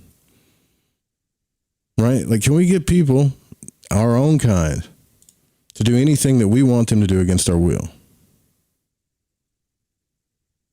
This is why I don't turn on the news, because I guarantee you, it's full of this crap. So some of the stuff that this all spawned from this kind of angel of death guy. This is what roused the curiosity of our mad scientists that we have here. I know people don't want to hear this stuff, but it's the truth. And this is the stuff that they released, man. And in the years after that, there's been all kinds of different, human experimentation that happened. And in 1953, Allen saw an even greater potential to expand his new power to greater realms with a new operation. But I mean, we don't have to get into the birth of all these operations and the birth of social engineering. But I can tell you this. Like, if anybody doesn't know about Bluebird, like Mockingbird, MK Ultra, Bluebird, Paperclip, all this stuff, if you haven't looked into these things, you should. And if you just don't want to believe it, you don't have to believe. I mean, that's crazy. I talk to people all the time in my personal life, and I tell them this stuff, they don't want to believe it. And this is like family members, other people every day I argue with about, well, Trump this and this guy that. And it's like, man, now I don't talk about politics on this show. I just don't, because people are massively social engineered. Massively social engineered. Let me see who's calling. Let me call you back, whoever's calling here. Sorry I missed your call so many times. I do that. Like, I get to ranting and the phone, I don't even hear it ring. So don't believe anything that's coming from the TV. I definitely wouldn't. Let's see if we got anybody. Who is this? Can you hear me, whoever's on the phone? Probably not. I see your voice going up and down. Can you hear me? Oh, well. Guess the phone lines aren't working. They're already shutting me down, man. Now, but let me continue this, and I'll try to fix the phones. So back in 1953, he launched 2 operations, MK Ultra and Mockingbird. I'll just go through this really fast. So obviously we know MK Ultra focused on how to brainwash people and control their mind, and then Mockingbird focused on controlling the flow of the information distributed to the public. This was in 1953. But MK Ultra was the next step in a trauma-based mind control thing that was for that purpose only. Now they're making movies about it, showing us what's happening.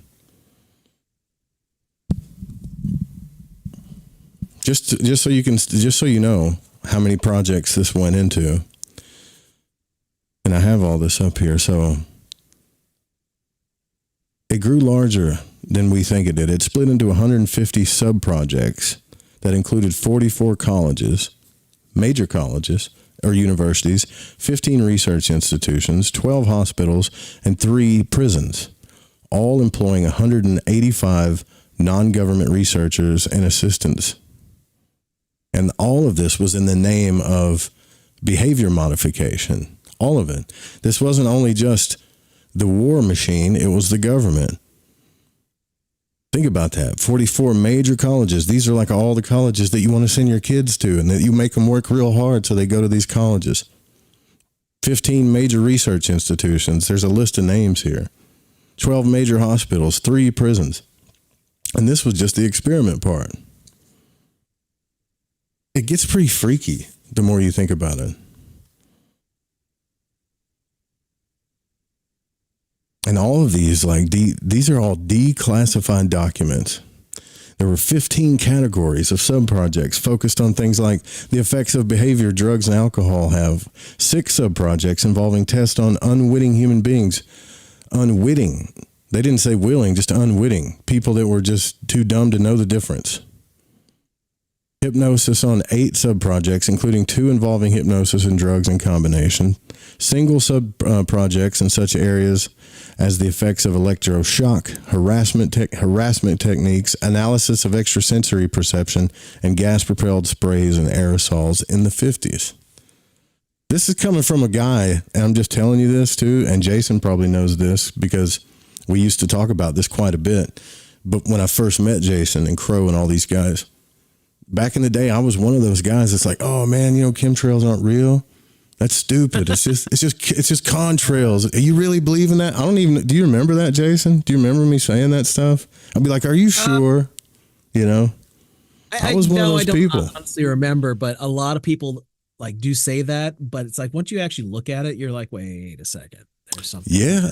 Well, and then the CIA came out and was like, yeah, we do weather modification with spray stuff. I'm like, what? They just came out and said it.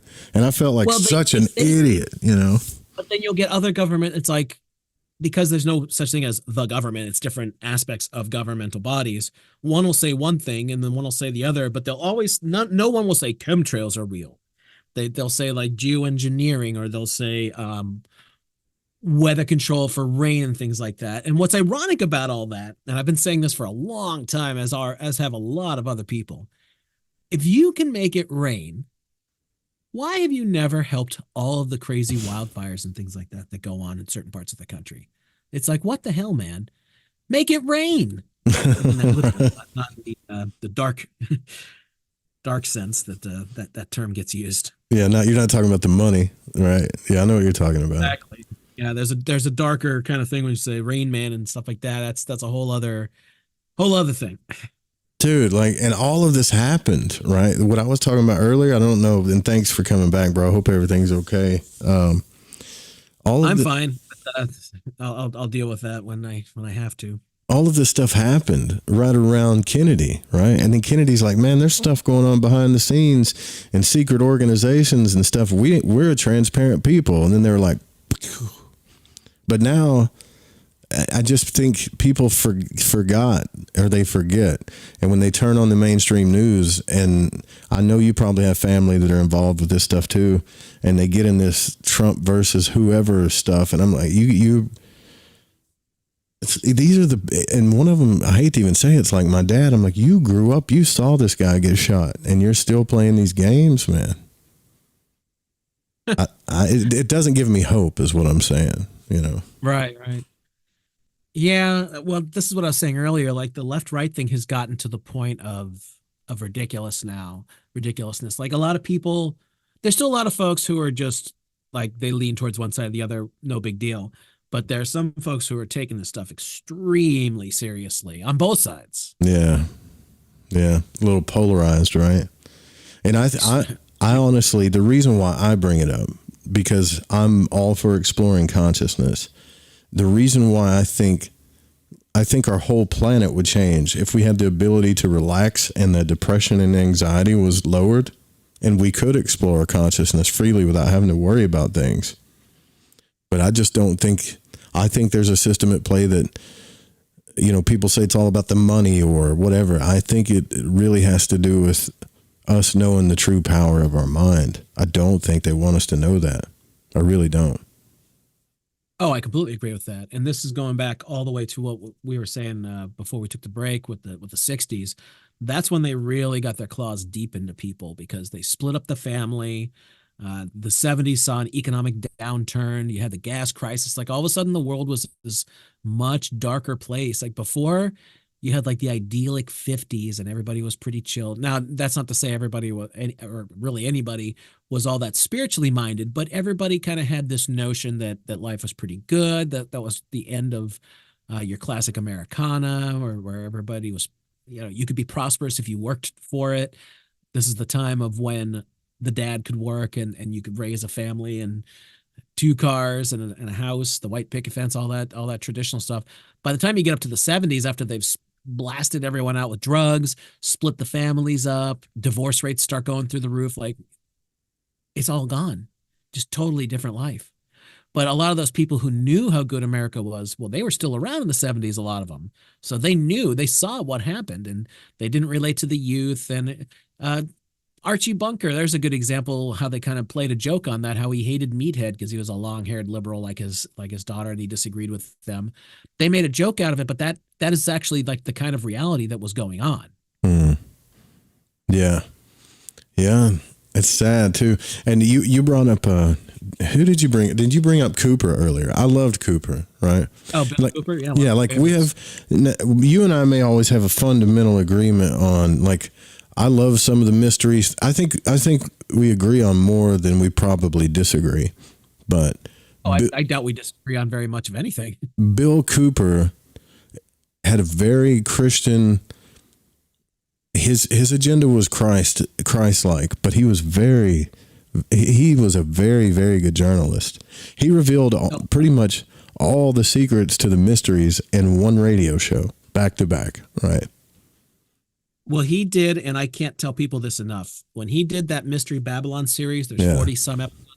I think there's 42 original episodes, and he would occasionally add to it. Mm-hmm. I cannot stress to people enough, and I've said this over and over again. I've said this in the live presentations I've done at conferences.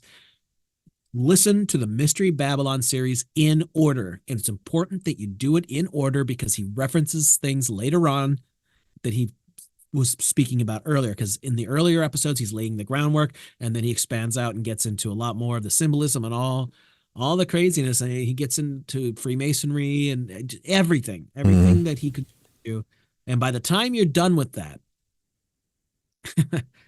you're gonna have like a master's degree in the elite globalist scumbags, because you're gonna understand so much about what they're really about. Bill did us a huge favor. And I'll tell you something. I said this in my last presentation that I did in October, last time I did a conference. They have been wiping Bill Cooper out. And now that Jordan Maxwell has passed on, they're starting to do it with him as well. Now, yeah, you know, his website, the last time I had him on the show, he told me, make sure you say this website, because he got sucked in doing a bad deal with somebody, and they took over his whole website. Stole his original website. And I think, let me check right now, because I haven't gone there in a while. I think his main website, that's Jordan Maxwell Show. Yeah, that's it. JordanMaxwellShow.com or something like that. Yeah, you see if that still exists now that he's been gone. Probably not. Oh, it's still up. Okay. Looks like. Yeah. And he even said to a lot of people, I found this one interview where he was younger, and he said it's not that, and he was talking about some of the, the Council of Nicaea and what they did. He said it's not that the message that any of these religions or even some of the messages that the societies were given were bad. He said it's the fact that how they've been corrupted and used to manipulate you that you're not seeing, you know. And this was when he was, I mean, he had a younger look, you know, he had darker hair and slick back hair and stuff. So he put his whole life work into that. He did some really awesome work. He had a book that he did with some other folks called The Book That Your Church Doesn't Want You to Read, or that might be a little off on that title, but it's something like that. And it was all, and he did another one that was kind of in that same vein called That Old Time Religion. I know what you're talking about. I've tried to find all the old stuff because he was on fire back then. He was even on with Bill at the time. He went to Bill's studio and they did a show together. It's part of the Mystery Babylon series.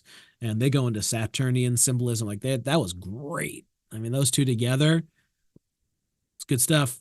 That was one hell of an hour of radio. Probably one of the most important hours of radio ever done. So what do you? So you have done some pretty deep studies into Saturn. Hell, you named your podcast "Secrets of Saturn," right? What are your thoughts on that? Well, that's just it. What are the secrets of Saturn? Because there's so much weirdness about it, and I came up with that back in I think 2014. And at the time, I was writing a bunch of music that I wanted to play, and I'm still kind of sticking to this idea if I can ever pull it off. But I wanted to do two things. I wanted to do a podcast, and I wanted to do a live music project. So I ended up coming up with the Saturn thing. I was like, well, this is something that's really tied to the elites and their symbolism and all that. Mm-hmm. So my idea was I'll call the podcast Secrets of Saturn, because what are we going to do? We're going to try and get into the elite and all the stuff that they're about and how they're basically scumfucks. And then I'll call the music project Cult of Saturn. For one, it sounds like a trippy 60s name, and I'm really into that kind of music. I love, even though I know the social engineering behind it, I still love that era a lot, like the 60s and the early 70s.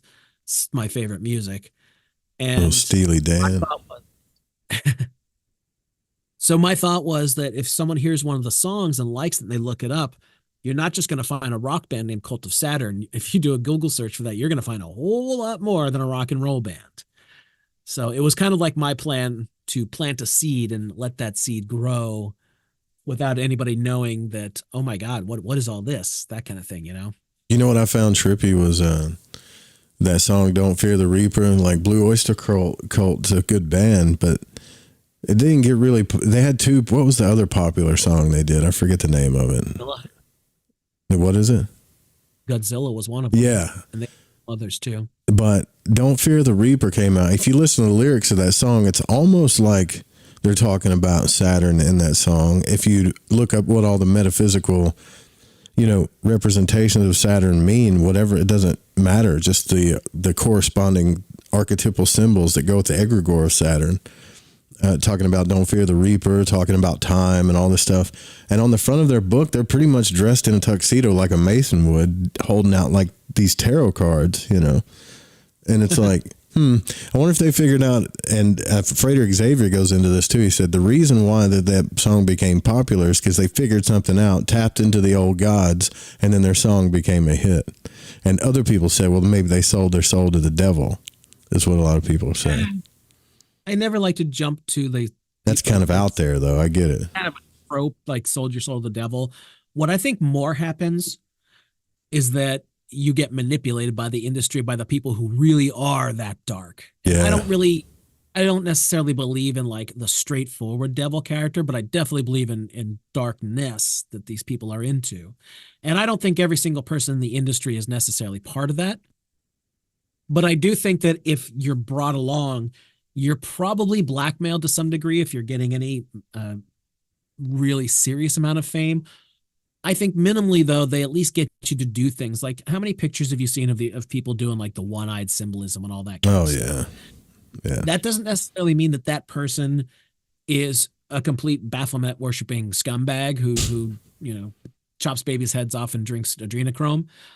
But it does mean that they're going along to get along because they like being a millionaire and having the party that never ends. Because if you play the game, you can have a pretty comfortable life for a while till your usefulness is up.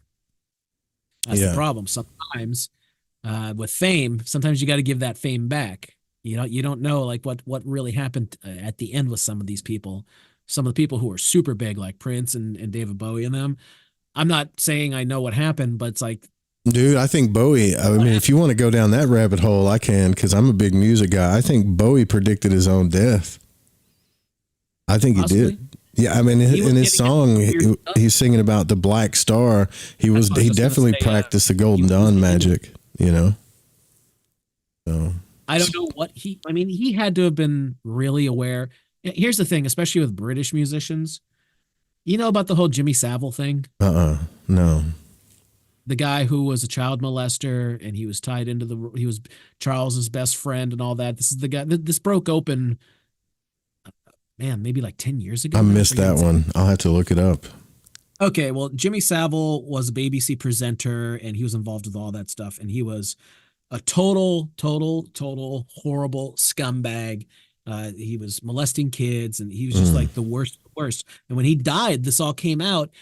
And while people did get appalled about it, it didn't matter because it's just like it just got glossed over. It's just like, you know, that the BBC knew about this guy for literally decades and he's tied in with the royal family. And the general population knew about this when it came out.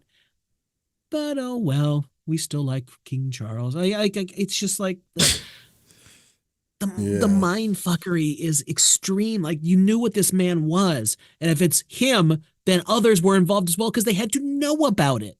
And it didn't come out till after he was dead. Yeah, come on. I mean, this is what I mean. Like, the British musicians, like the big ones knew. Don't tell me they didn't know. They had to have known. Hell, that scumbag was even on an episode of Tom Baker's Doctor Who in the 70s.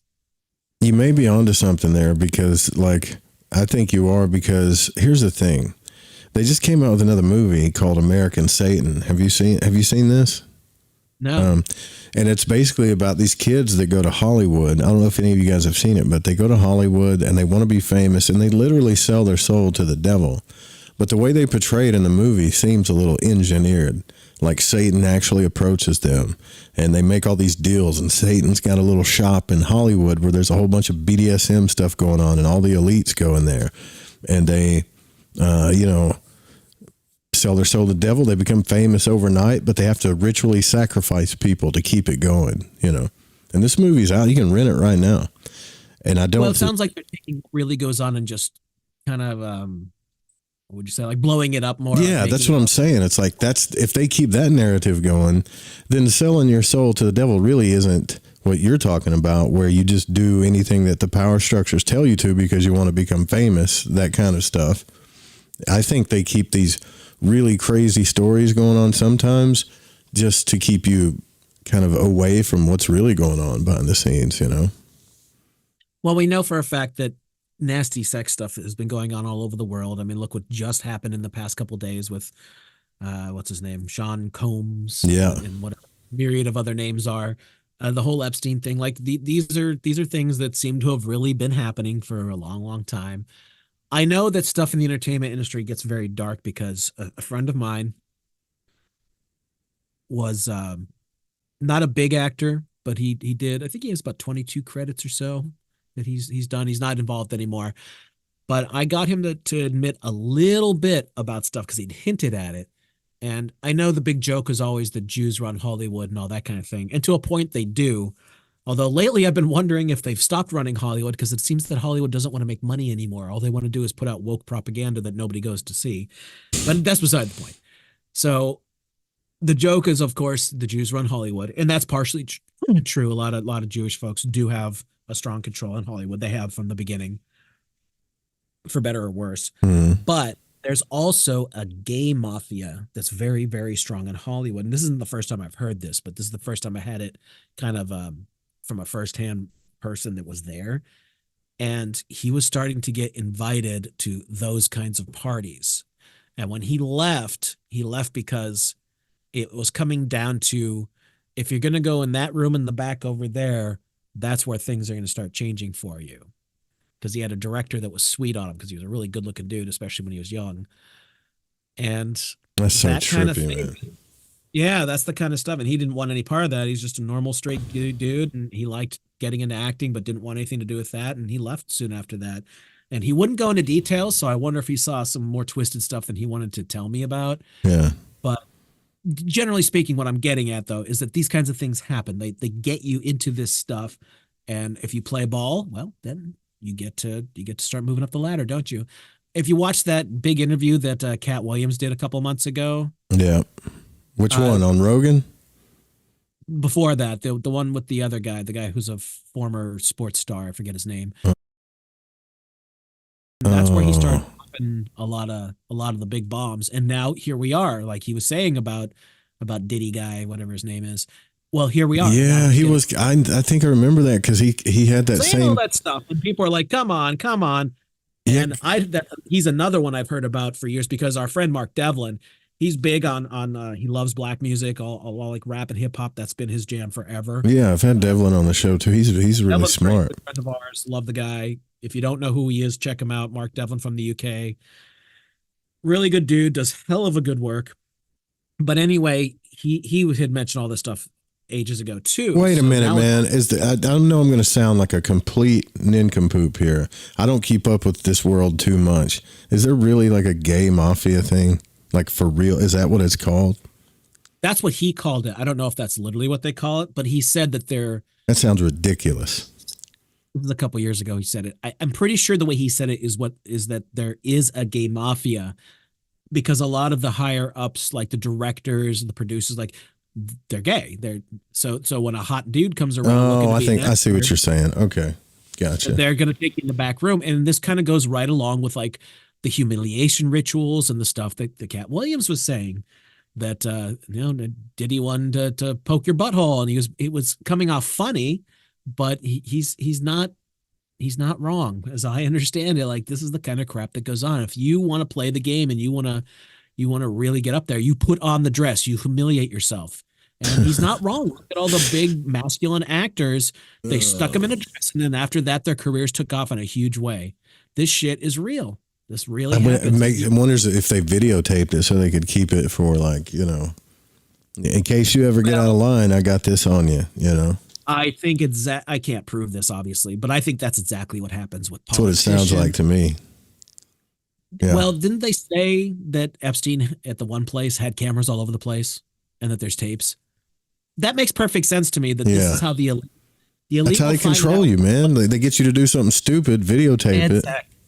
They find out what it is that tickles your fancy, and they're going to throw it at you over and over again. And they're going to get you in compromising positions, whatever happens, whatever that is.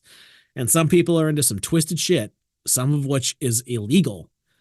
And you can have as much of it as you want as long as you do what you are told. That's the way I take a lot of this stuff. Dude, this is why I'm telling you, our consciousnesses are screwed. Nobody trusts anybody. We can't have healthy libidos and sex lives, all because of this crazy crap that's happening behind the scenes. And it makes regular people just not trust anything or anybody, man. Like, I'm not saying Hollywood has that much of an effect, but obviously it does, man. Obviously it does.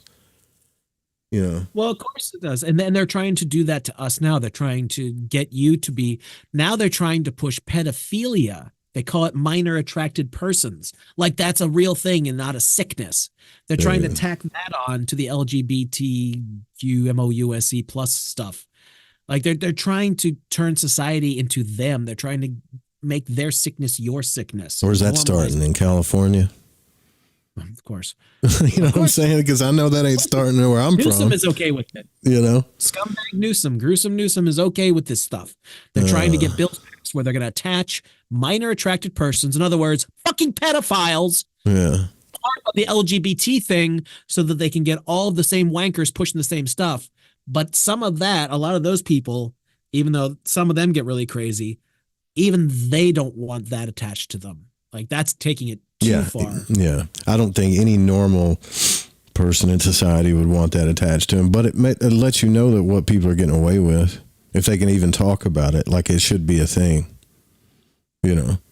because if someone was sitting in this room right now where I am talking about that kind of crap, then like maybe it should be a thing. It wouldn't be a good day for them, like people should know this stuff, but this is what I'm talking about, the brainwash thing. If you get brainwashed enough, here's a small example. Have you ever watched any of these like interviews that detectives do to certain people when they're telling you, like I watched this video the other day and it pissed me off because this guy was not at the scene of the crime. He was wrongfully convicted for 3 years or whatever. He's he got sentenced to 3 lifetimes. I'm sorry. And the interview was recorded and he's telling the guy, he's like, no, I wasn't there. My truck wasn't there. That's why you don't have a photograph of my truck. Not there. I was over here. And the detective was like, yeah, but your mind blocks out evil things. And when you do evil things, you probably tell yourself that you weren't there, right? And instead of saying, no, I disagree, where are you coming with that? The guy starts crying. He's like, I don't know, man. I'm losing my mind, maybe. Like, people need to wake up, man. It's a high-stress situation. Yeah, That's the thing. You're manipulating the guy. Think about it. Any normal person who's not an actual psycho, if you're thrown into a room and you're interrogated, you're probably, minimally at least a little scared, if not really scared and really upset. And yeah, that's not interrogation tactics. That's torture tactics. Yeah. And he's crying. And dude, I'm watching this thing and the guy. That's not normal. The guy didn't do anything. Exactly. Apparently, from the story you're telling me, the story that you're setting up is this guy didn't do anything, but they kept hammering at him. And got him to say, I don't know, maybe you're right. And that's what all the evidence shows he wasn't there. But the fact that he said it with his mouth, I don't know, I'm losing my mind, maybe you're right. Bam, conviction case. Done. Yeah, which is really not okay. Well, that's because they always want to nail somebody. Mm-hmm. They don't give a shit. A lot of these people don't give a shit if it's the right person. They nailed somebody. Yeah. Yeah. And then I'm thinking, and this is what I'm saying. I sit back and I go, why are people having a problem relaxing and getting out of body and having healthy relationships and things like that? It's because we're on a societal level. I think we've been potted and poked in every way you can imagine. We really have. So now we're over a decade into what I call the YouTube generation, and I don't mean that as a specific age group. We're at this point now where everybody wants something super quick. They want satisfaction fast and quick and now. And if you don't get it, it's on to the next one because there's a billion other videos waiting for you right there. It's like, oh, nope, that's not good enough. I want the next thing. And they have stats that back that up because one of the ways that helps grow a channel is if people are actually interested in your videos enough to watch the whole damn thing. And long form videos generally don't get watched anywhere near as much as short videos, no more than a couple minutes. So that even tells you right there that our generations now we've lost focus. It's affected your brain. It really has. Yeah, and that's unfortunate because I love long form stuff. Just like I have loved this conversation, and I'll continue to do so.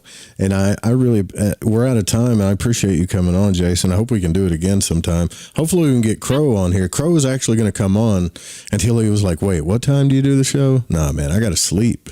So I was like, but it would have been cool to have him on. But thank you for coming on, brother. I really appreciate you being on here.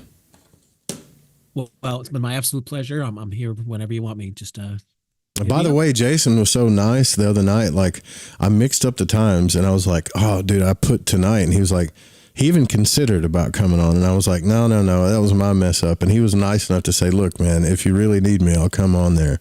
So you've always been a straight up dude, and I really appreciate everything that you're doing and everything that you're trying to help our communities with. Thanks, brother. Well, it's my pleasure. And yeah, I always try to have a friend's back if possible. Anything you want to plug or promote? Yeah, give me 2 seconds here because I do want to help out a friend.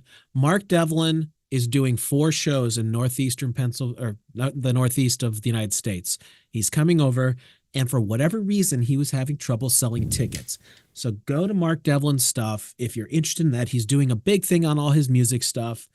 I hate to see it go bust on him. I know he ended up selling a few more tickets, but he's still struggling.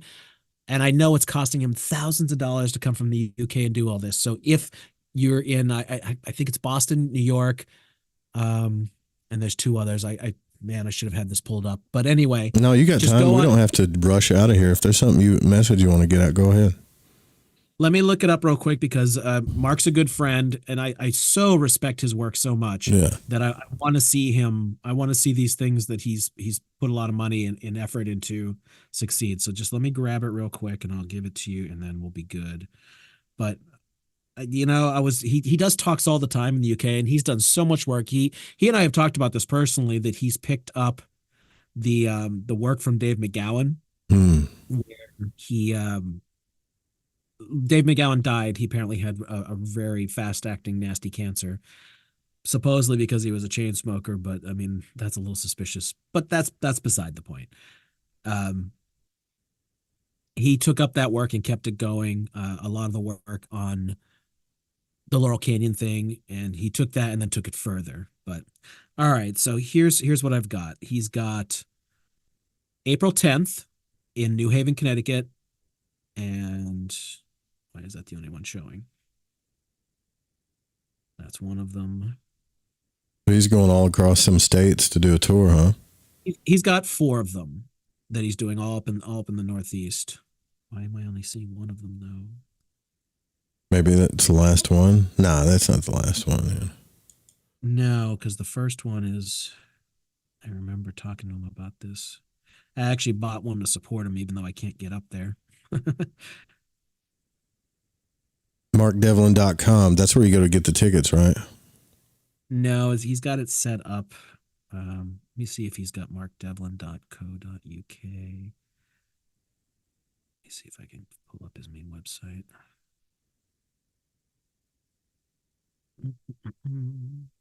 Is it music? What is this? Boston, Philadelphia, New York, New Haven. That's it. There's 4 of them. Did you find it? Yeah. So Mark Devlin's music is called Musical Truth. You can go to That's it. That's it. DJMarkDevlin.com.